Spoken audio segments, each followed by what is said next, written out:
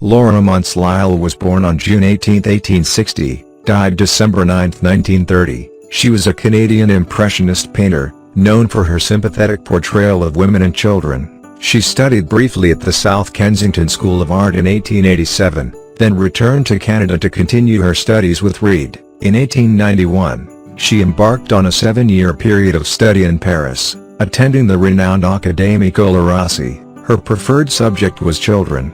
Her work received recognition both in Canada and beyond. She received a silver medal at the 1901 Pan American Exposition and was awarded a bronze medal at the 1904 Canadian Exhibition at the Louisiana Purchase Exposition in St. Louis, Missouri. She showed 27 paintings with the Royal Canadian Academy of Arts between 1893 and 1929, and exhibited in yearly exhibitions at many other societies and associations.